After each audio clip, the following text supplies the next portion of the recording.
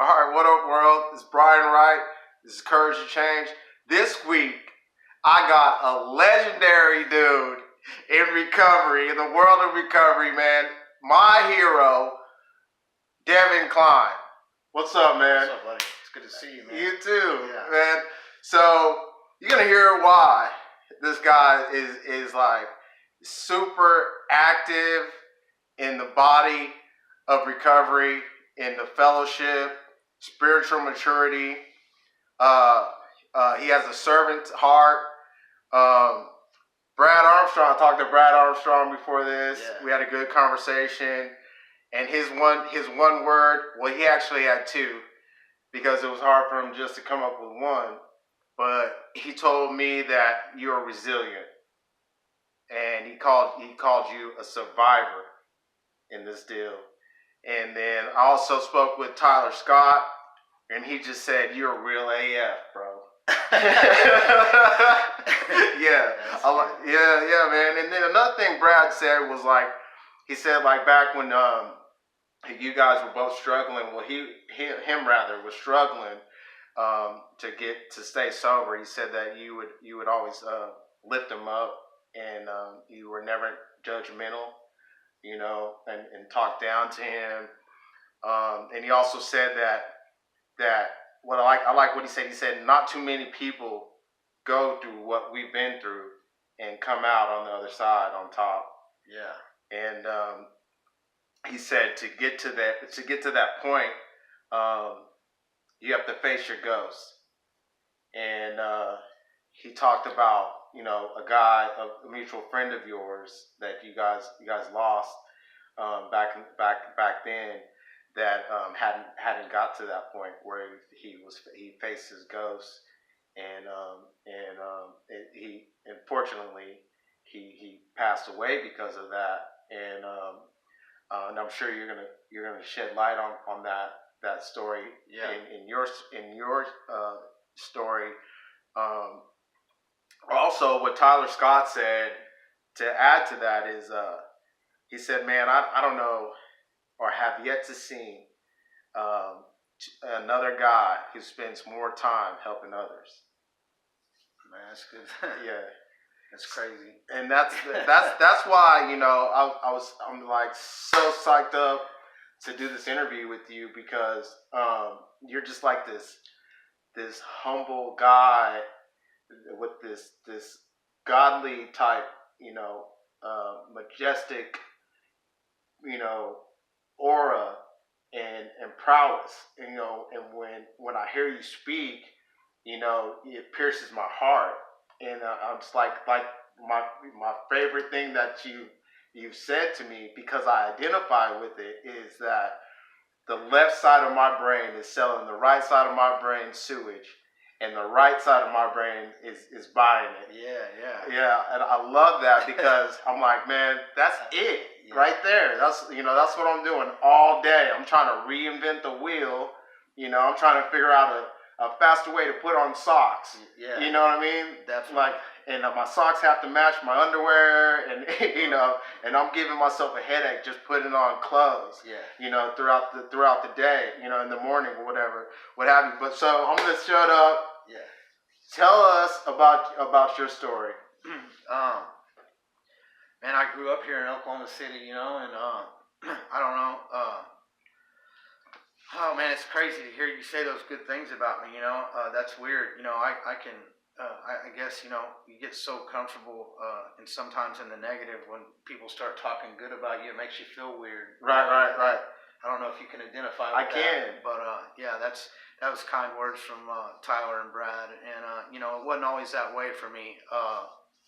You know, it's been a long process in learning how to live life, and you know, 20 years of bumping my head, and just like you talked about, the reason I don't really look down on people or condemn people is because there's only one perfect person that ever walked the face of the earth. Right. And we know that, and you know, I made a lot of mistakes. You know, I did everything the wrong way to figure out how to start living right and being kind and loving other people, and you know, I really believe that's my purpose today. You know, and it took a lot of a lot of pain and doing things the wrong way to get to a point where I learned that service was what would make me happy. And I don't know. So talk about some of your bottoms. So I'll go in. I started drinking and drugging for fun. At a young age, man. I was from all outward appearances, Brian. My life looked like I had it together. I was a good athlete, good student, popular in school. I came from a decent home. Financially wise, especially. My dad was an alcoholic and a drug addict, and my mom was a codependent. So there was some, I guess some, and back then, I would say, when I was growing up in the 70s and 80s and 90s, you didn't talk about the big elephant in the room. You didn't talk Right. outside the house of what was going on the inside of the house. And, my parents took me to church and I would go in and listen to the message, but when we would leave church, we'd dress up, go to church, and then when we'd come home, the lifestyle that my family portrayed was totally different than that hour or that 2 hours that we went to church. Right. I never felt comfortable in my own skin, and when I started drinking and drugging for fun, I started drinking and drugging for fun, just like all the most teenagers do. What I realized is it did something for me internally. You know what I mean? And I can distinctly remember at an early age, when I wasn't drinking and drugging, I was thinking about drinking and drugging. And that's what makes me an alcoholic or a drug addict. Once I put it into my body, I have a mental obsession and an allergy of the body that I can't shut it off. And today I know that's because I'm alcoholic and drug addict. Back then I didn't know what was wrong with me. And here's another thing, is like, I'm not one of those people that can say I didn't have a good time drinking and drugging. Right. There was some times in my teenage years and early adult life that, Cancun, Mexico, I could go, the list goes on, that I had a good time. And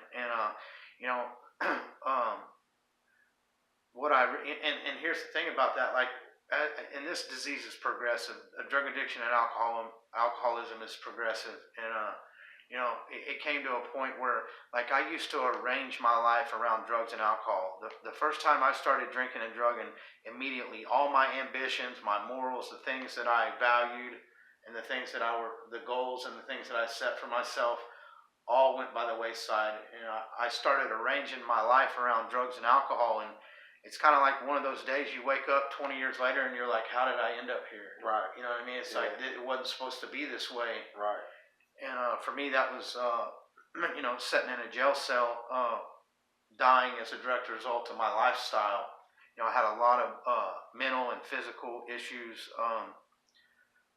that I was going through. Had a blood infection from IV drug use, and the list goes on and on.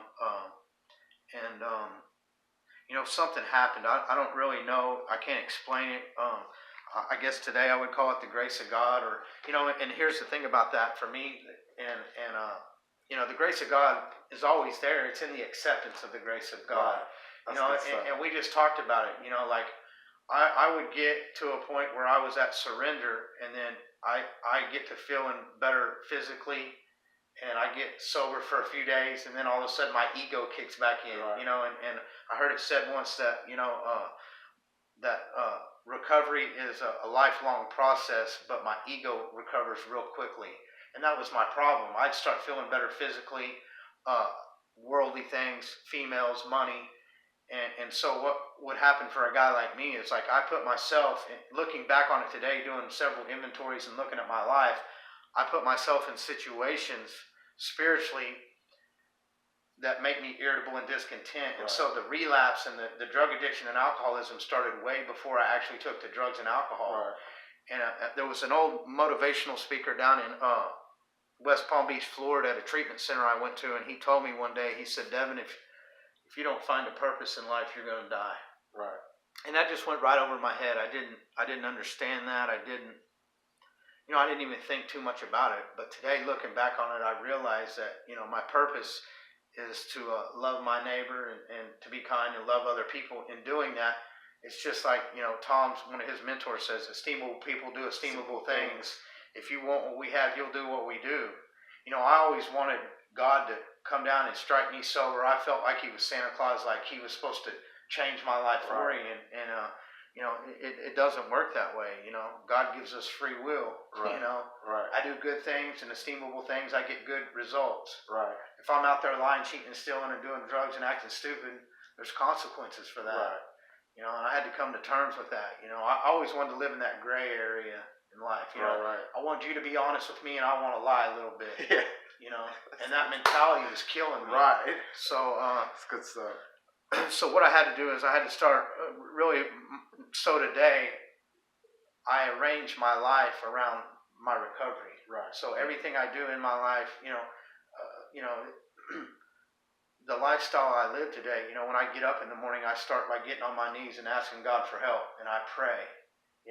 Does that keep me sober? Does it not? I don't know. The action, I don't really know. So I say all that to say this: there's several actions that I take throughout my day and the things that I do that build character and put me in a situation to where I don't get spiritually disconnected, to where I try to sell myself that lie again. Right. You know what I mean? It'll be different this time, or I can just smoke weed and not stick needles in my arms. Right. That was a big deal for me. I thought, I could smoke weed. I couldn't wrap my mind around that. But anyway, so today, I'm right in the center of recovery, working with guys. As you know, I own a mentoring house. Right. And Greystone. Greystone Sober Living for Men, and it's just right around the corner in this same neighborhood. And Right. And I've had a lot of life experiences right here in this neighborhood, like we discussed. My good buddy Michael, in 2011, took his own life as a result of some of his demons. His mother and his sister had been killed by a drunk driver right before Mother's Day, and on May 7th of 2011, I went over to his house, and he was shooting heroin and doing what he was doing, and I tried to get him to. And the deal about that was, and the crazy thing about that was, is right before he had been sober for a few years, and Brad Armstrong, our buddy, was actually living over there, and Michael was trying to help Brad get sober, and was trying to get him off the streets, and Brad even stayed at my house a few nights, and for whatever reason, man, he just, the pain, I don't know why people do what they do, but it doesn't really matter. What happened was that, he told me he was going to get high one more time, and he went like this: one more time, and then I'm going to come over to your house and get sober. And he killed himself that night. I got a phone call that about 3 hours later that he was dead, and that affected me. And I say all that to say this: so I at the time, I wasn't. My lifestyle at that time, I was real wrapped up in work and making a lot of money, and I was in a relationship I shouldn't probably be in, and I was doing some things in my life that were not healthy. Right. And that situation and that anger and like I talked about, that spiritual irritable and discontentment, what happened for me is I was just spiritually disconnected to a point where that pushed me over the edge. Now, I don't make excuses for my behaviors. I chose to get high and drink. I could have dealt with my life in a different way, and I know that today. That when things like that happen, I have to come to a buddy, or I have to get to my some of my mentors and tell them what's going on with me. I got to reach out to God in prayer. I've got to get active in the solution in a positive manner with other people. Back then, I didn't handle it that way, and a year from that date, the next year in 2012, on May 7th, I'd been sober for almost 3 years. I made a conscious decision to drink, and it goes back to that spiritual irritable and discontentment. And I was in Nashville, Tennessee on business. I had a lot of money in the bank. I was in a relationship that I wasn't being completely honest, probably in, and so I had surrounded myself and put myself in situations due to money, women, that situation, that I wasn't spiritually fit. And when I'm like that long enough, I don't do it. I don't do spiritual, irritable, and discontent very long. And I don't do it very well. Right. And so what happens when I get that way, and what makes me an alcoholic, is that all of my past and the 20 years of the things that I went through and all the good things I've given away in my life for the right to drink and drug, I can still get to a point where I will lie to myself and tell myself, you know what? Here's what I told myself this time. I'm not an alcoholic. I'm a drug addict. Right. I was around a lot of people drinking, and 5 days after that happened, I can distinctly remember telling my buddy that everything good in my life's fixing to go away because I'd done open Pandora's box. Right. Once I start, I don't know when I'm going to stop. Right. And what happened was I ended up going through my business, family, all that relationship, to where 18 months from that point till 18 months later, I was homeless on the streets of Oklahoma City, and it was awful, Yeah. And so what happened was on July 12th of 2015, which is my sobriety date, I wasn't planning on getting sober. The Midwest City Police Department saved my life. God's grace and mercy isn't always the easier, softer way. Right. You know what I mean? Right. He'll use the court system and the police to set you down. Right. You know what I mean? I believe that. You know what I mean? And that's what happened. And what happened, for some reason, I had a revelation in that process of the few months that I was in the jail and going through the pain I was going through, and I started reading the New Testament, and everything I read in it and studying it was love thy neighbor, and what did God do or Jesus Christ do? He helped others, and Right. I was to a point where I'd been in enough pain and misery with my lifestyle and the things that I'd done and the people I'd hurt that I was ready to change, man. Right. And what happened was when I got out of that, I got around some healthy people and a guy that had, and they say when the student's ready, the teacher will appear. And Right. and my main mentor that mentored me for 3 years, and he has just passed here recently. Had a heart attack out of nowhere, and he became my best friend. He showed me how to live this way. You know what I mean? He started picking me up and taking me to these recovery meetings and get me involved in around healthy people, and going to detox centers and rehabs and sticking my hand out and shaking people's hand and Right. getting to know them. And at first I was like, man, I don't want to do none of that. Right. I'm It's uncomfortable. yeah, it's uncomfortable. What am I going to tell these people? I don't know how to tell these people. And I would just go in and tell them, look, man, I'm wanting to change, and I'm here, and I do drugs and alcohol like you, and I can relate to where you're at, and I'm trying to do something different. And it just grew from there. That was 3 years ago, 3.5 years ago, and today my life's totally different. Yeah. As you know. And Yeah. So let's talk about that. What life looks like for you today, is because you introduced me to Joey Chapel. Yeah. And we had a discussion about Joey, and then I met him, and then I was just like, oh my God, that guy, he's special, man. It makes me emotional, just because of after speaking with him, and he's just there's just something about him that he's just on fire, and you just want to go to war with him. Yeah. And talk about your relationship with him and how it come to pass that he's gonna marry you guys. Yeah. Joey's one of those guys that just oozes love, Yeah. and he's just and his story. I think he's been on here Right. his story, and he's a changed man, and how that developed. And I had known Joey from church, because I was part of Victory throughout the years, but I never had met him or been a part of his life or any of that. And a couple of years ago, my fiance, I'm fixing to get married. Right. Shelly, introduced me to him and his wife and Mitzi, and I think you know Mitzi Yeah. too pretty well. Yeah, and they're real active in Victory Church and the church that I belong to, and I got introduced to a group of people that were similar in nature as me. You know, they'd been done some of the things I'd done, and Right. we're living in a different way of life. And you know, Joey's one of those guys that you know I look up to. You know, and here in about 40 days, he's going to be the one that marries me and Shelly. So, you know, That's awesome. yeah, it's a great deal. I can't say enough about him and his wife. You know, they do a lot for a lot of people here locally, and you know, those are the people that I strive to be like. Right. You know, and Yeah. it's good. It's good. You know, my life.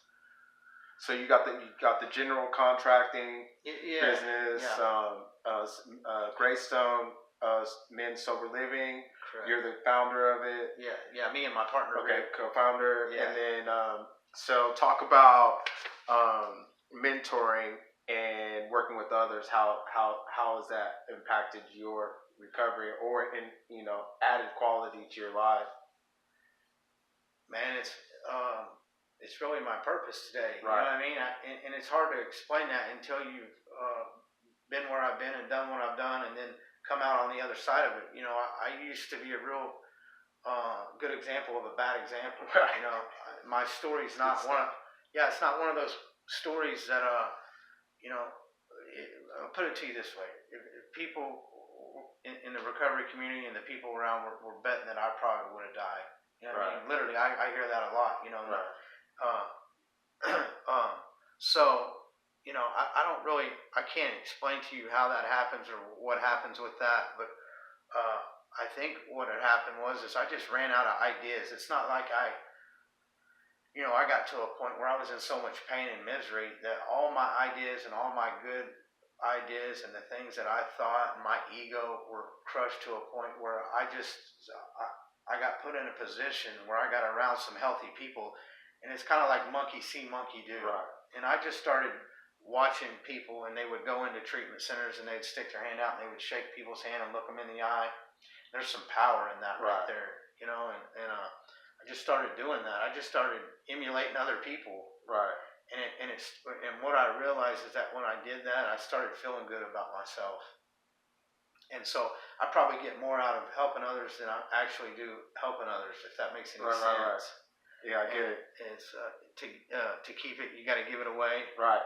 Type mentality, and you know, today my life is centered, and like I said, my life is centered in recovery, in a spiritual walk with God and healthy people, and it's, you know, you reap what you sow, I guess. Right. You know, or now your good ideas have turned to God ideas. Correct.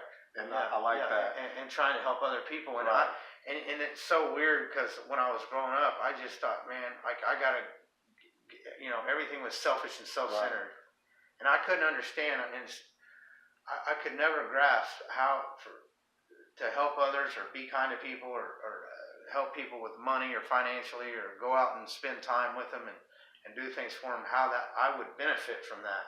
Right. You know, I could not see that for a long time. And it's good stuff. Yeah, it is. So, okay, let's talk about vision. So, I know most of us, you know, it's kind of scary thought to look too far into the future.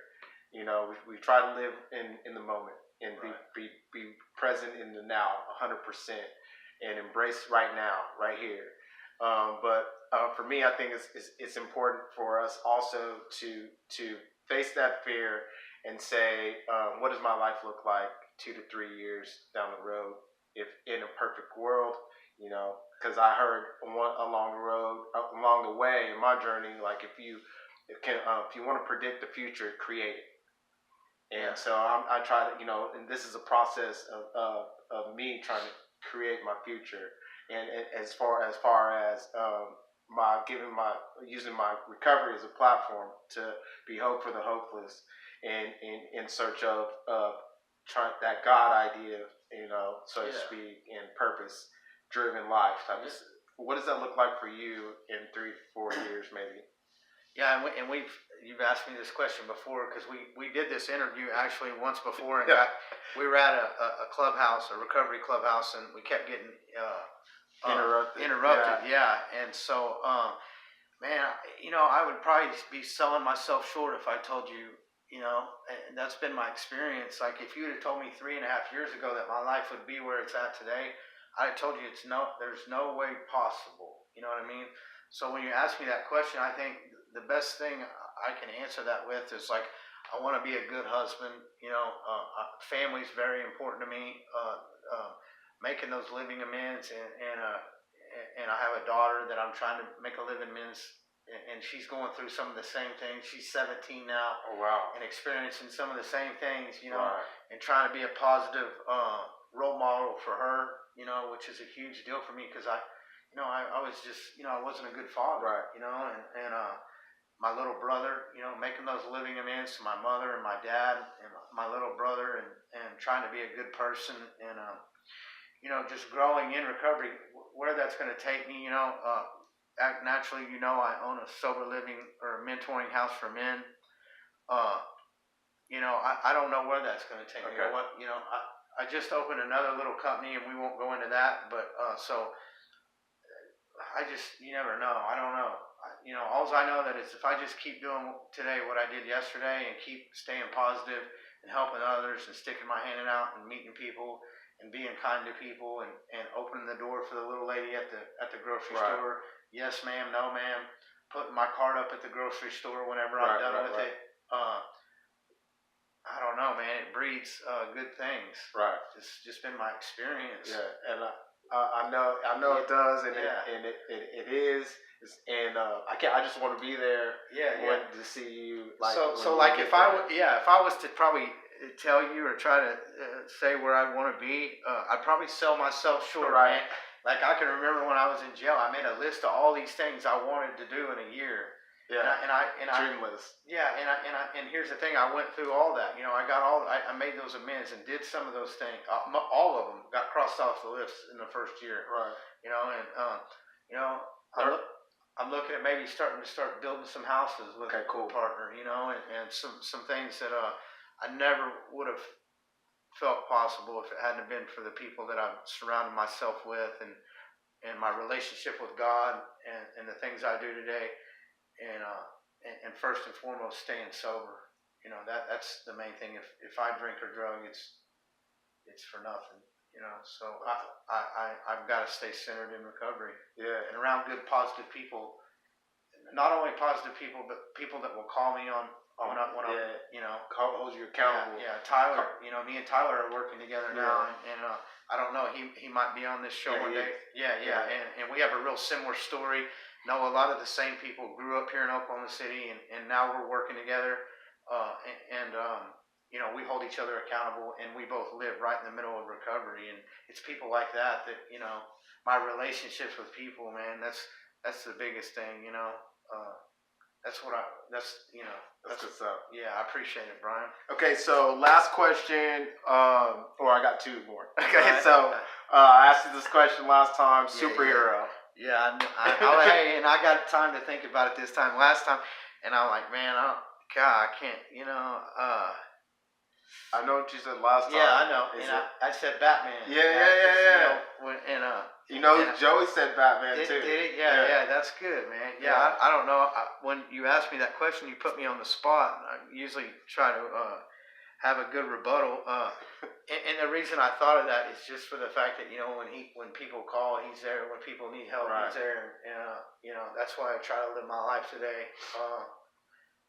So yeah, I guess I would have to stay sticking with Batman. That's good. Yes, That's yeah. good stuff. Yeah. Okay, so what would you say to somebody out there that is struggling right now with in their recovery, or in where they're at in life, or they haven't the pain hasn't gotten great enough for them to say, I'm done. Yeah. Enough is enough. Man, here's the thing is about that, and a guy that I look up to a lot, he says, I don't know how to tell somebody to surrender. I don't know what surrender looks like for you, Right. and so all I can do is share my experience, and tell people where I've been. And the biggest thing I try to instill with people is that, like, not to give up hope, and that it is possible. And through my story, hopefully they can see that, I've been where they've been, I've done some of the things they've done, and I'm on the other side of it, and I've changed.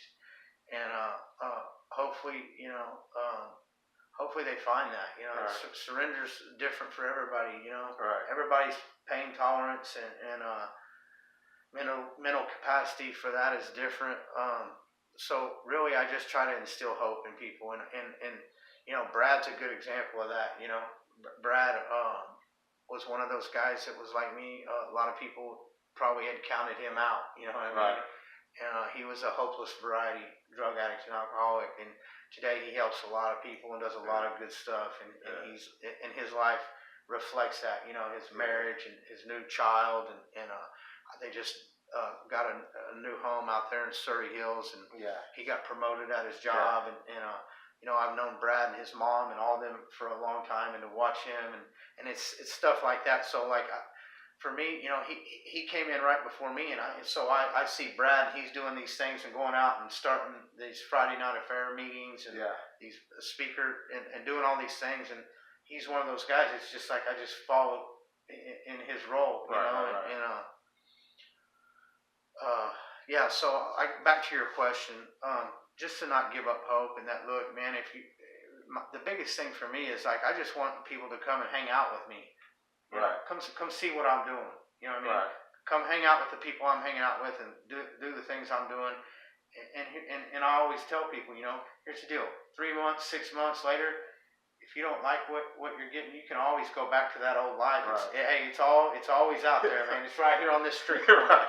You can always go right over here and get right back in the middle of it. Right. Just come check out what we're doing. Come check out what Brian's doing. Right. And if you don't like it in 3 to 6 months, we'll gladly refund your misery. Yeah. Man. That's it. So I just, like, the thing I instill in people is, look, just call me and come hang out with me. That's good stuff. Come see what I'm doing. So.